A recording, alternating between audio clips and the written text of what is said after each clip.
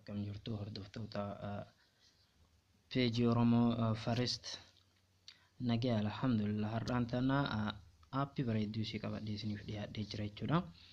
Aappiinis suuraa keenyaa backgroundii isaa jechuudha, duuba isaa haala gaariin akkamitti jiraachuu akka dandeenyu nu fayyada jechuudha. Aappii tana Play Store keessa arganna. Play Store keessa seenuudhaan PSART jennee barreessina jechuudha. Egaa jennee barreessinee isii jalqabatan jechuudha. PSART Studio Photo Studio isii jettu tana. Okay, ani open godhee download godhee jira. Isin immoo download gootanii seentu jechuudha. Ani amma awaan geessee jiruu fi aappii ma keessa seena jechuudha. Erga aappii keessa seenne haala kanaan nu bana jechuudha. Aappiin erga jalqaba irratti wagguu seennu ifama. Haala kanaan dhufa isii sarara diimaan dibamtee jirtu jechuudha. Halluu diimaan dibamtee jirtu jidduu keessa pilaastaa qabdu. Pilaastii tana kilik goona jechuudha. Erga kilik goone haala kanaan dhufti. Jalqaba irratti background isaa filanne jechuudha. Duuba isaa kan jijjiirachuu barbaanne filanna. Background isaa eega filannee booda gubbaa irratti recent jechuudha. Sarara xiyyaa adiin dibamtee tana kilik goona jechuudha. Gara foottee achi deemna. Erga background isaa filannee jechuudha. Amma suuraa bootaa kana finna. Jalqaba irratti tools effects add photo ka jedhu sadaffaa irra jiru jechuudha. Isa kilik goona footoo keenya keessa nu fide jechuudha. Okay, amma footoo filanne jechuudha. Erga footoo filanne bootaa kanatti gisa takkatti background isaa background tokko jirratti footoo 10 hanga 10 select goone jijjiiruu ni dandeenya jechuudha. Amma tokko bichaa filanna. Gubbaa irratti add waan ka jedhu kana kilik goone jechuudha. Erga haala kanaanii nu fide gatisii 10 dhumarratti isa jaffaarra jiru jechuudha. Jaffaarra ka jiru free crop ka jedhu kana kilik goona. Egaa free crop kilik goone booda haala kanaan dhufa. Jalqaba irratti xaradduu ka qabdu kana tunna jechuudha. Jechuun dhiifama. Amma suuraa keenyaa halluu dibneetiin baafna jechuudha. As keessa eega baafne background bira finneetiin background isaa jijjiirra jechuudha. Jalqaba irratti halluu haala kanaan dibneetiin bakka barbaannu icha baasuudha. Lammaffaan ammoo halluu dibnee kana haquudha jechuudha. Sadaffaan ammoo muruudha jechuudha. Arfaffaan waa hunda yeroo takkaan irraa clear godhu jechuudha. Amma nu halluu dibne jechuudha. Suuraa keenya kana halluu dibuu hanga sarara dhibbaa jechuun furdinni isaa yookiin halluu kana ka dibnu hanga dhibbaati garuu nu xiqqeessineetiin onneen jechuudha. Haala kanaanii walakkaan kun waan hin rakkifneef halluu diimaa guddifnee dibne jechuudha. Uummata kellee rakkisu bootaan dhibnu ammoo saayizii isaa xiqqeessineetiin dibuu dandeenya jechuudha.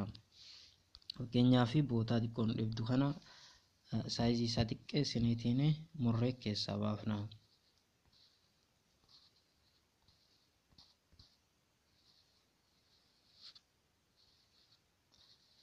Nama isin mul'isuu fi yeroo waan hin qabnee fi garuu isin haala bareedaa ta'een itti fayyadamuu ni dandeettu jechuudha. Baay'ee bareedaadha.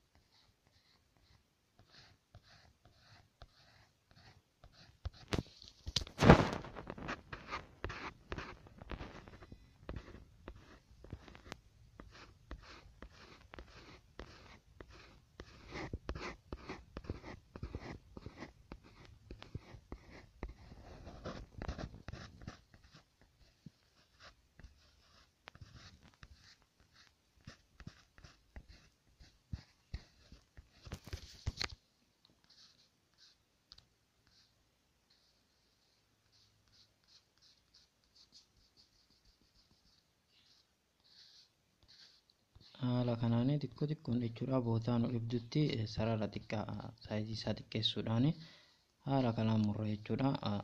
Garuu yeroo gaafata.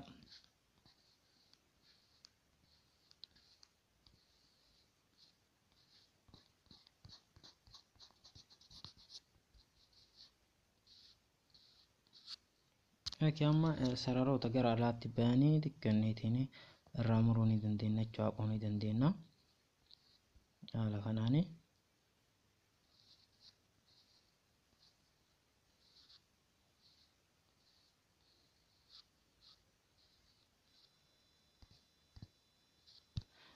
Amma waan gisee hin qabnee fi isin haala kanaan murtaniitiin fayyadamuu ni dandeetta jechuudha. Egaa haala kanaan murree geessine jalqabarra kan jiru xiyya ammas gara afootti onnenna.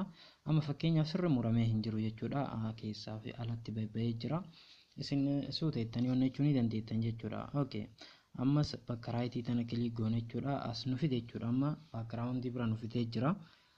Isin baakgiraawundii kana guddaa filachuu qabdan jechuudha. Akka suuraa keessanii walgitu. Amma kun kiyya xiqqoo waan ta'eef haaluma kanaanii suuraa fi baakgiraawundiin isaa walqixa ta'uu qaba jechuudha. Haala kanaanii guddisuus gara dalgaatis olis dheerinna isaas waa hunda onnechuu dandeettu jechuudha.